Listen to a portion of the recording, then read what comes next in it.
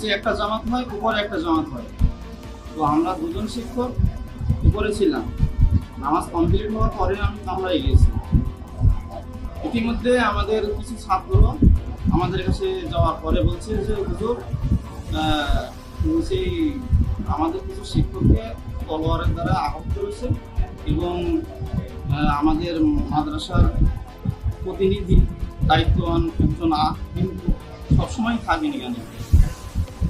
তো ওনাকে বলছে যে চাকু দিয়ে আঘাত করা হয়েছে এবং পাইকপাড়ায় বাড়ি, কত লোকটা আমি নাম জানি না, তিনাকে আঘাত করা আমি স্বয়ং দেখেছি। আমি কামরা থেকে যখন নিচে আসলাম, তো আমাদের এই যে এখানে কল ব্যবস্থা আছে, ওজুর ব্যবস্থা, ওখানে দেখে তাকে মাঠের সঙ্গে ঠেসে ধরে সে একজন আমাদের মতো নিয়ম, সে চাকু দিয়ে আঘাত করেছে।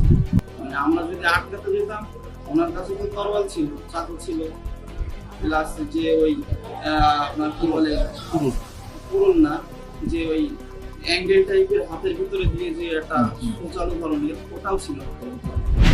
অবশ্যই ঢোকার পরে কোনো কথা না, একটা ঘুষি শিক্ষক, একটা শিক্ষক।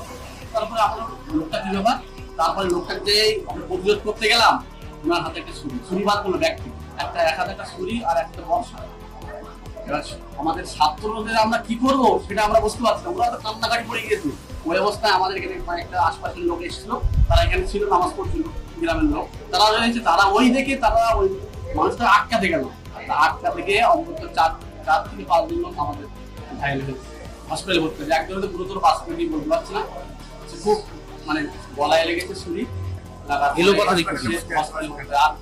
চোখে লেগেছে ধরলা, বলতে পারছি। কোনো ছাত্রকে যে আঘাত করা হয়েছে? ছাত্রকে আঘাত হয়নি, তার আগে আমরা আগিয়ে গিয়েছিলাম, আমরা শিক্ষকরা, আমরা আগে ছাত্র কিছু না, ওরা তো কান্নাকাটা